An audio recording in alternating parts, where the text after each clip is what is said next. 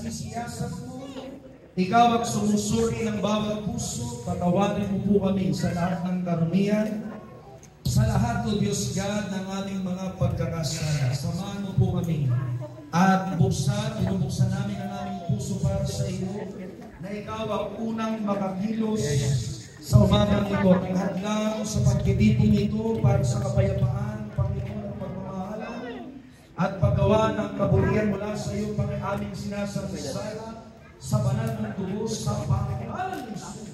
Panginoon, bigyan mo po ang tagumpay at amin itong inaantin para ilang magandang panahon at sa mga natawan, lalo na ang aming espiritu, Panginoon. Puso mo, Panginoon, yung puso ng kalandaran ngayong umaga at ang kayusan. Clarity of mind, pureness of heart, and brightness of the Spirit of God. Humihiling din kami, Panginoon, para sa kalalakas ng aming mga mansabuhan na nasa kanilang tahanan pa.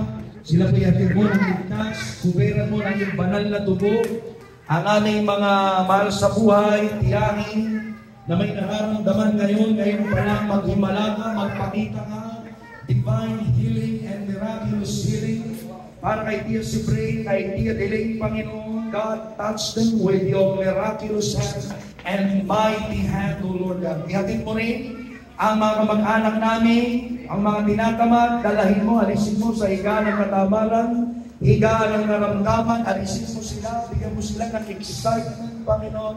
Hindi lang namin makita ang isa't isa, kundi kami magkakilala, at akayin namin ang isa't isa sa daang matuwid sa pamamagitan mo, Panginoon. Lord, amen. Ang mga gastos sa gawain ito, i-replenish ko po, hinihingi ko na, ngayon pa lang ibalik mo sa kanila, Panginoon, at ikaw ang purihin, Panginoon God, sa lahat ng iyong ginawa at gagawin pa sa buong maghapong ito. Natitirang oras sa buong maghapong ito, sa iyo namin ibinabalik sa pinakamataas ng pangalan, sa pangalan ng aming Panginoong Isus. Amen.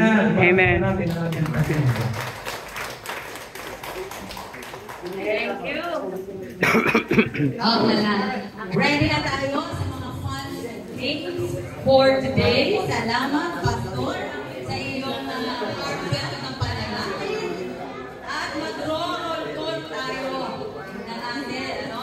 Mahirap naman sabihin pa, damihan. Nene, marami pa nagre-registered. Hindi pwede pa damihan. Ate, alam ko mataya ka. Okay?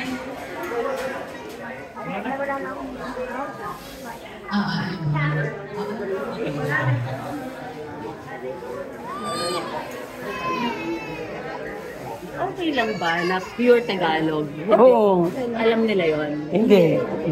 Pero okay lang. From time to time na lang.